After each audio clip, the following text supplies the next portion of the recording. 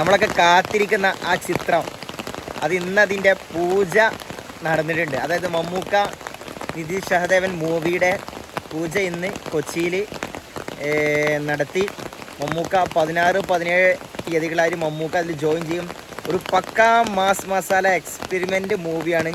മമ്മൂക്ക, സുരാജ്, ജോജു, ഒരുപാട് താരങ്ങൾ ഇതിൽ ഉണ്ടെന്നാണ് നമ്മളെ കിട്ടിയ റിപ്പോർട്ട്.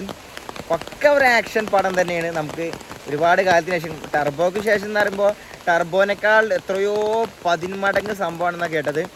എന്തായാലും മമ്മൂക്ക കമ്പനി നിർമ്മിക്കുന്ന 9ാമത്തെ ചിത്രമാണ്. ഒരുപാട് പ്രതീക്ഷകളാണ്.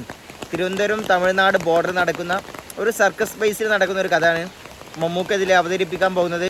മൃഗങ്ങളെ ട്രെയിൻ ചെയ്യുന്ന ട്രെയിനറായിട്ടാണ് മമ്മൂക്ക ഇതിൽ അവതരിപ്പിക്കാൻ പോകുന്ന കഥാപാത്രം.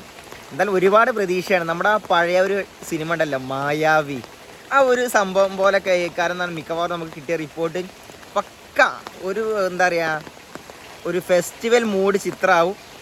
നിതീഷിൻ്റെ ഇതിന് മുമ്പത്തെ ഫാലിമി എന്ന പടം നമുക്കൊക്കെ അറിയാം, നല്ലൊരു അടിപൊളി പടം.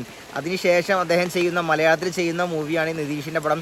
മമ്മൂക്ക കമ്പനി നിർമ്മിക്കുന്ന ഏറ്റവും ബിഗ് ബഡ്ജറ്റ് ചിത്രം കൂടിയാണ്.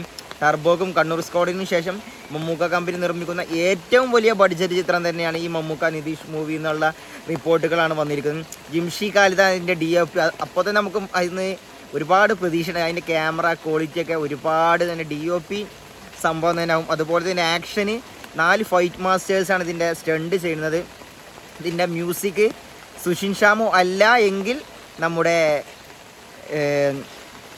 ജെക്സ് ബിജോയ് ആവുമെന്നാണ് കിട്ടിയ റിപ്പോർട്ട്. എന്തായാലും ഒരു പൊളി പൊളിക്കാനുള്ള എല്ലാ സംഭവത്തിലുണ്ട്. നമ്മൾക്കൊക്കെ വെയിറ്റ് ചെയ്യാം.